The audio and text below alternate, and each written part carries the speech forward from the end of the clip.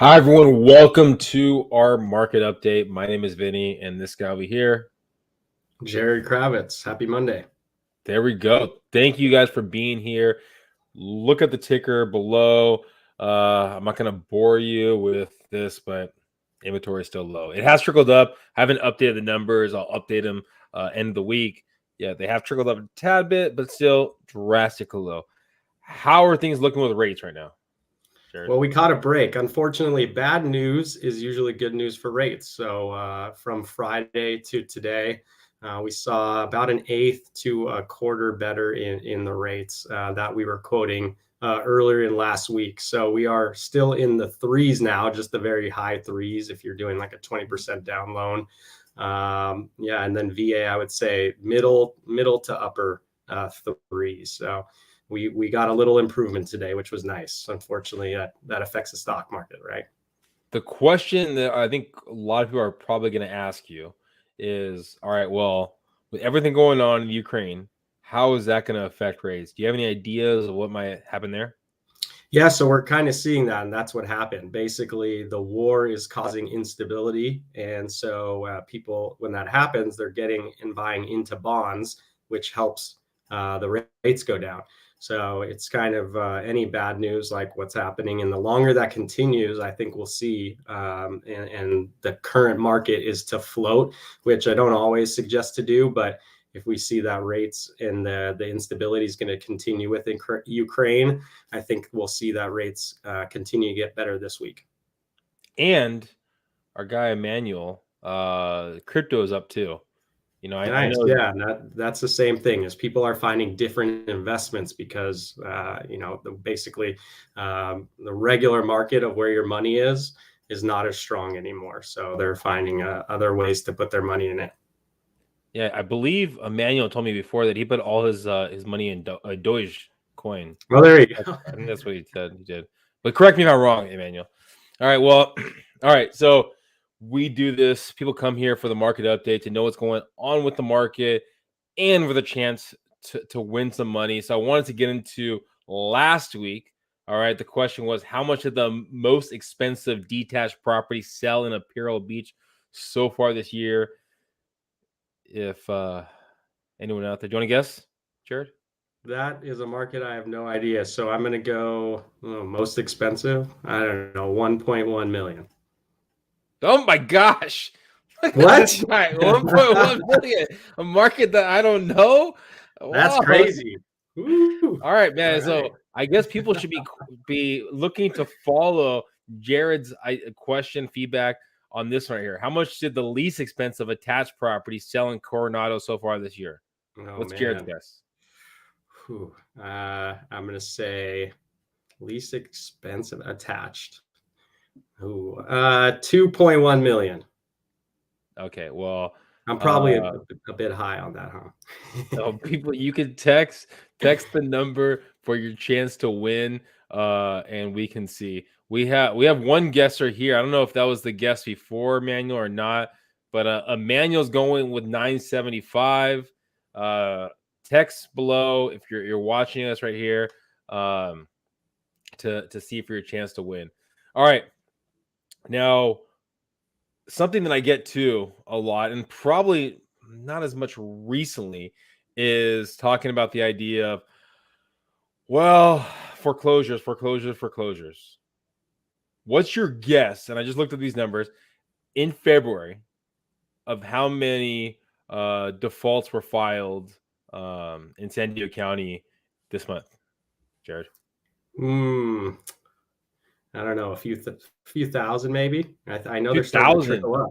I know they're trickling up. So is that way too much? 217. 217. Yeah, 217. That's what I I mean, meant. you're a little. I mean, maybe you don't want to trust them on defaults if you're watching us. But yes, if you want to know the value of a property in Imperial Beach or anywhere else, Jared probably would be really good at that. That's it. That's my only guess. But yeah, defaults. I mean, foreclosures. I mean, it's going to be something that we're gonna probably see more of. It's just a matter of when that's going to come about. But as you can see, we're not getting a lot of foreclosures yet. And I mean, something that I've talked about in past market updates is from the people that I know at different banks, they've talked about the government saying, hey, we're freeing up basically foreclosures. Yet if you do it, we're going to really dive deeper into, did you file all the paperwork? Do you do everything right?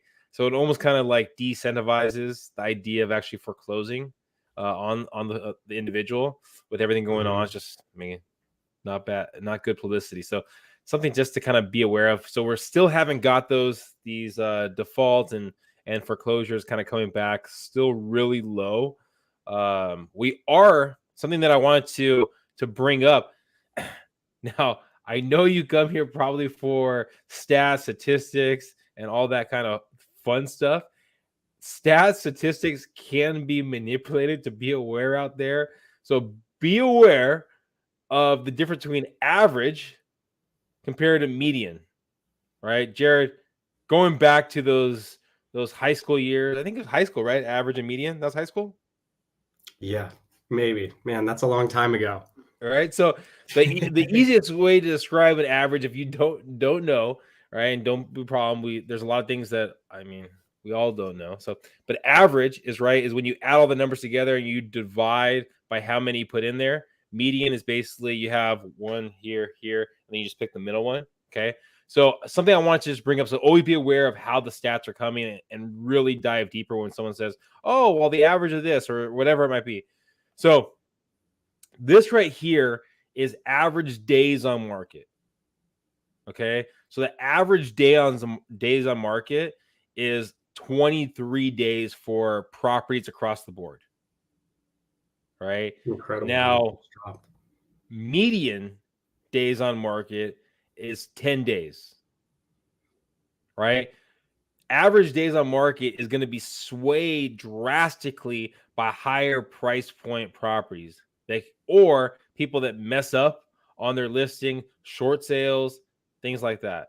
So be aware that when you're looking at average compared to median, it can play a factor in how the numbers are laid out.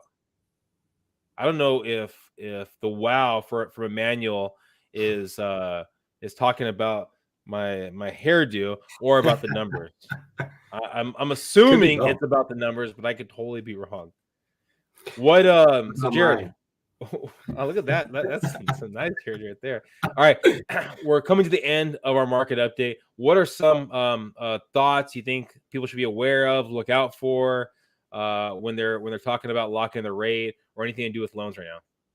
Yeah, I think so. Overall, just you know what, when you're purchasing, and especially if you're getting into that, don't stress yourself out over the rates changing a little bit every day.